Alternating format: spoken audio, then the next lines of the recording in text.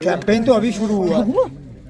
आप ये देखिए ना, मैं गया हूँ उधमपुर सीट की आखिरी 4 दिनों में। इससे पहले तो मैं भी नहीं गया था। मियाँ साहब ने तो अभी अपने कागज़ भी नहीं भरे हैं। कल मियाँ साहब कागज़ भरेंगे, उसमें कांग्रेस के हमारे जो सीनियर साथी हैं वो मौजूद होंगे। आगे जाके उनसे मशवरा करके मिलके हम कुछ जल्द से उनके साथ करेंगे। आप बेफिक्र रहिए ना, इलेक्शन का कैंपेन तो अब शुरू हो रहा है।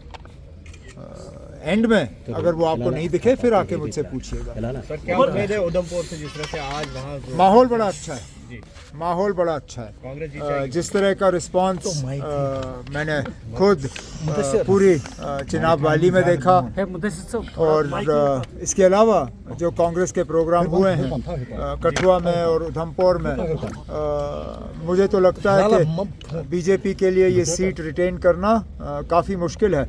और आप इस चीज़ से भी अंदाज़ा लगा सकते हो कि कांग्रेस ने 1 नहीं 2 नहीं 3 अपने मेन कैंपेनर जो हैं उधमपुर की सीट पे भेजे। वज़ीर आज़म साहब खुद आए, यूपी के वज़ीर आला आए, डिफेंस मिनिस्टर राजनाथ सिंह आए, और यहाँ तक कि अनुराग ठाकुर भी 1-2 दिन वहाँ लगातार दौरा करते रहे। तो इतने स्टार कैंपेनर वहाँ भेजना, उसी से आपको पता चल जाता है कि डॉक्टर जितेंद्र सिंह साहब शायद थोड़े खतरे में है वहाँ पे। बार बीजेपी मैदान में नहीं उतर रही है क्योंकि बीजेपी दूसरों के साथ जो है मिलके इलेक्शन लड़ रही है। अब फ़र्क सिर्फ इतना है कि हम खुल्लम खुल्ला जो है इंडिया अलायंस के साथ मिलके ये इलेक्शन लड़ रहे हैं। बीजेपी वाले जो हैं थोड़ा सा इस चीज़ को छुपाने की कोशिश कर रहे हैं, लेकिन उसमें भी वो नाकामयाब रहे। पिछले दिनों जो तरुण चुग साहब श्रीनगर आए और श्रीनगर में अल्ताफ़ बुखारी साहब के घर गए, वहाँ सजाद लोन को भी बुलाया गया। उससे सीधा पता चल जाता है कि बीजेपी के अपने उम्मीदवार ना सही, लेकिन कमल के फूल के तरफ से अपनी पार्टी और पीपल्स कॉन्फ्रेंस के उम्मीदवार होंगे। Is this a sort of a plan BJP is looking at? Plan तो होगा ही, बीजेपी बिना प्लान के क्या करेगी, ये उनका प्लान है।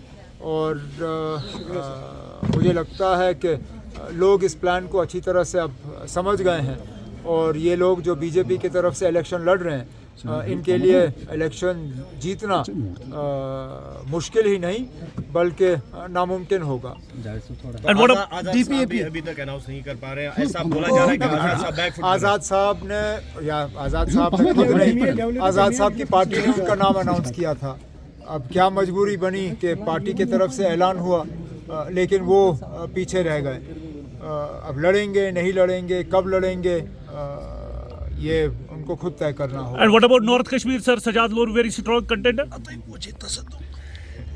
हर कोई अपने जगह में स्ट्रॉन्ग कंटेंडर होता है। Right.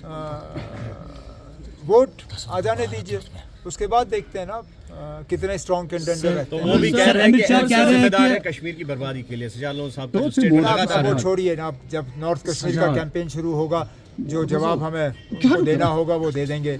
यहाँ अनंतनाग की सरजमीन पर बैठ के मुझे थोड़े ना उनकी जो है बातों पर टिप्पणी करनी है। बीजेपी कह रही है कि हमें जम्मू कश्मीर में इलेक्शन नहीं बल्कि लोगों के दिल जीतने हैं सर। हाँ, बीजेपी कह रही है कि हमें लेकिन अब जब आप लोगों के दिल नहीं जीत पाए तभी तो आप इलेक्शन नहीं जीत पाओगे ना, इसलिए वो मैदान में उम्मीदवार नहीं उतार रहे हैं। अब हमारे उम्मीदवार के मुकाबले में उनको उम्मीदवार मिलेगा नहीं, और इसलिए उन्होंने उम्मीदवार उतारा नहीं। सबसे बेहतरीन उम्मीदवार अगर आप देखें उधमपुर, राजौरी, पुंछ की सीट के लिए मियां अल्ताफ़ साहब हैं। वो आप भी जानते हो, मैं भी जानता हूँ, यहाँ के वोटर जानते हैं। एक वाहिद उम्मीदवार हैं जो पहाड़ के दोनों तरफ, क्योंकि ये पहली मर्तबा है कि अनंतनाग सीट के साथ राजौरी पुंछ का भी इलाका जोड़ दिया गया है। हमारे मियां अल्ताफ़ साहब एक वाहिद उम्मीदवार हैं जो पहाड़ के दोनों तरफ लोगों की नुमाइंदगी जो है सही तरीके से कर पाएंगे। और मैं ये उम्मीद करता हूँ कि 7 तारीख को जब वोट डालने का दिन होगा, लोग भी इस चीज़ को कबूल करेंगे। सजाद लोन ने कहा है कि नॉर्थ कश्मीर में टूरिस्ट ऑफ J&K। अब एक फ्रस्ट्रेटेड आदमी के कितने बयानों का मैं जवाब दूं। उनको अब वो इलेक्शन से फारिग हो चुके हैं, किसी और सीट पे तो उनका उम्मीदवार है नहीं। अब जो फ्रस्ट्रेशन की उनको बीमारी हो चुकी है, उनको अब दिल्ली जाके, क्योंकि वो रहते दिल्ली में ही हैं, उनको दिल्ली जाके इस फ्रस्ट्रेशन का कोई इलाज ढूंढना चाहिए। Thank you.